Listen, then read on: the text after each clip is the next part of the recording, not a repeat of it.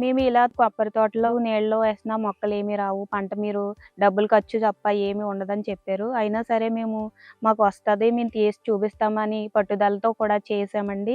చేసి మేము అన్ని రకాల పంటలు పెట్టి కూరగాయలన్నీ తీసినప్పుడు మాకెంతో చాలా సంతోషంగా అనిపించిందండి. మేము ఆకుకూరలు అవి ఎక్కువగా వేసి పండించామండి. అప్పుడు పక్క రైతులు చూసి వాళ్ళు కూడా ఆశ్చర్యపోయారండి. మమ్మల్ని అనుసరిస్తూ ప్రకృతి వ్యవసాయ విధానం పాటిస్తున్నారండి. నాకైతే చాలా హ్యాపీగా ఉందండి. వాళ్ళే రాదు రాదు అని చెప్పి నీళ్ళలో అన్నారు. ఇప్పుడు వాళ్ళు కూడా మాకులాగే తోటలో కూడా మొక్కలు వేసి పండిస్తున్నారండి.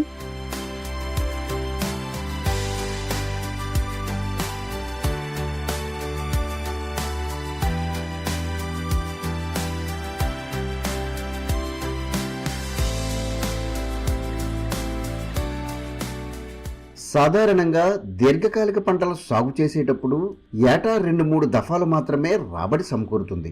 ఇదే పరిస్థితి కొనసాగితే జీవనోపాధి కష్టమని భావించిన కాకినాడ జిల్లాకు చెందిన రైతు శేషారత్నకుమారి రైతు సాధికార సంస్థ అమలు చేస్తున్న పలు పంటల విధానాన్ని అనుసరించారు.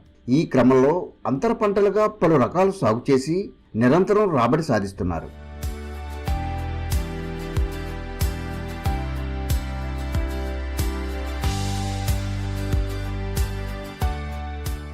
మూడేళ్లుగా ప్రకృతి పద్ధతి అనుసరిస్తున్న శేషారత్నకుమారి ఏ గ్రేడ్ ఏటీఎం పద్ధతుల్లో సాగు చేస్తున్నారు.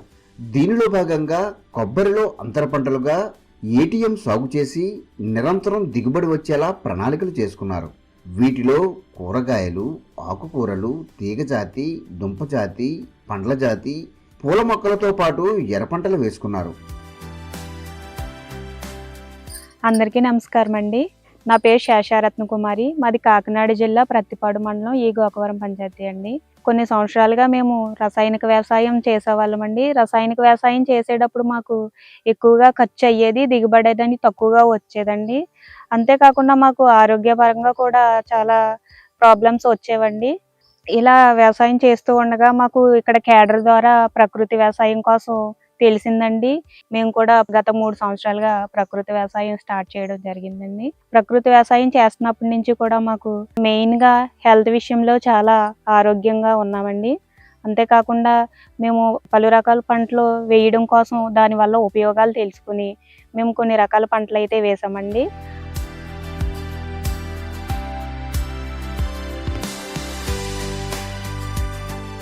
ప్రకృతి వ్యవసాయం గురించి తెలుసుకుని మేము ప్రకృతి వ్యవసాయం చేద్దామని మాకు కొబ్బరి తోట 40 సెంట్లు ఉన్నదండి. ఇది ఖాళీగా ఉండేది. ఇందులో మేము 4 అడుగుల బెడ్స్ వేసుకుని 1 అడుగు కాలువ ఇచ్చుకుని ఒక బెడ్ మీద ఆకుకూరలు జల్లుకున్నామండి. జల్లుకున్న తర్వాత 3 అడుగులు గ్యాప్ ఇచ్చి వంగ, మిర్చి, టమాటా ఇలా మొక్కలన్నీ పెట్టుకున్నామండి. తీగజాతి, దుంపజాతి కొన్ని రకాల పెట్టుకున్నామండి. మేము ఇలా పెట్టుకోవడం వల్ల మాకు ఆదాయం కూడా వస్తుందండి. ఇంకొన్ని రకాల పువ్వుల మొక్కలు కూడా చుట్టూ బార్డర్గా వేసామండి. దీనివల్ల మాకు పెస్ట్ అనేది కంట్రోల్ చేయగలుగుతున్నామండి.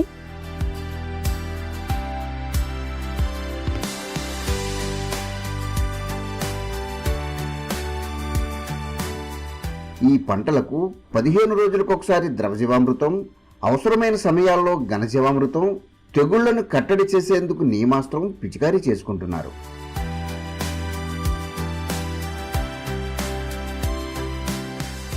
మేము ప్రతి 15 రోజులకు ఒకసారి ద్రవజీవామృతం స్ప్రే చేస్తూ ఉంటాము. అలాగే చిన్న చిన్న పురుగులకి వాటికి కూడా నీమాస్త్రం స్ప్రే చేస్తూ ఉంటామండి.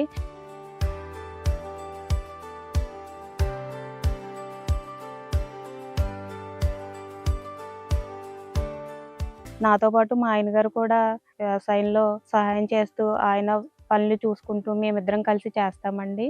మేము ఎటువంటి కూలీలను కూడా పెట్టకుండా మేమే సొంతంగా చేసుకుంటూ ఉంటామండి.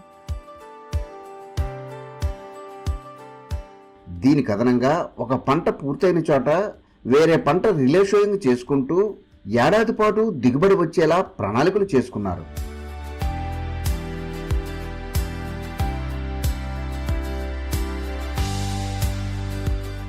ఈ క్రమంలో ప్రధాన పంట కొబ్బరిలో రాబడి సాధించడమే కాకుండా ఏటీఎంలో మరిన్ని దిగుబడులు పొందుతున్నారు. వీటిని ముందుగా ఇంటి అవసరాలకు వినియోగించి అదనంగా సమకూరిన వాటిని పొలం వద్దే విక్రయాలు చేస్తున్నారు. ఈ విధంగా నెలకు అన్ని ఖర్చులు పోను దాదాపుగా 10,000 వరకు నికర ఆదాయం సాధిస్తున్నారు.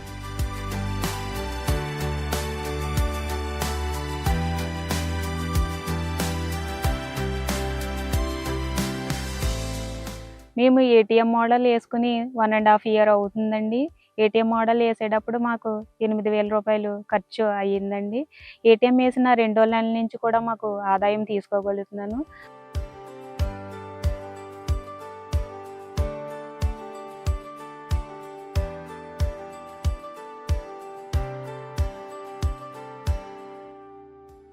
మొదటిగా నేను ఆకుకూరల మీద 2వ నెలలో 6,000 రూపాయల వరకు ఇన్కమ్ తీసుకున్నానండి. అలాగే అప్పటి నుంచి కూడా ఇప్పటి వరకు నాకు ప్రతి నెల సుమారుగా 10,000-12,000 రూపాయల వరకు ఆదాయం వస్తుందండి. అంతేకాకుండా నాకు కొబ్బరికాయల నుంచి కూడా ఆదాయం అనేది వస్తుందండి.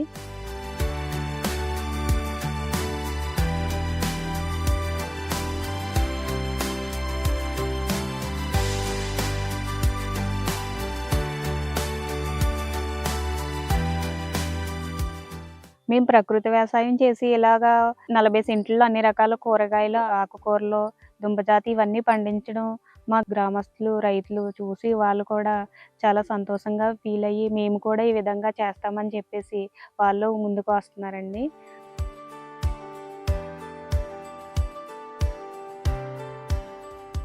ఈ శేషరత్నం గారు ఇక్కడ ప్రకృతి వ్యవసాయం చేయడం బట్టినండి, వారిని బట్టి మేము కూడా చేద్దారని కొద్ది పత్తి చేను వేసాం, తర్వాత నిమ్మ తోట కూడా వేసాం, కొద్ది మామిడి మొక్కలు వేసాం, తర్వాత పెద్ద పెండ మొక్కలు కొన్ని వేసాం, మొక్కజొన్న తోట వేసుకున్నాం, కొద్దిగా సెలవు చేను వేసామండి.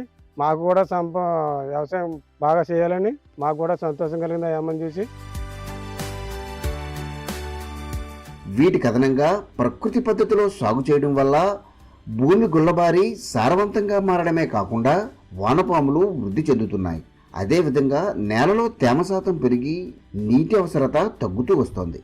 ఇలాంటి ప్రయోజనాలు పొందుతున్న రైతు శేషారత్నకుమారిని తోటి రైతులు గమనించి వారంతా ఈ పద్ధతిలో సాగు ప్రారంభించి అదనపు లబ్ధి పొందుతున్నారు.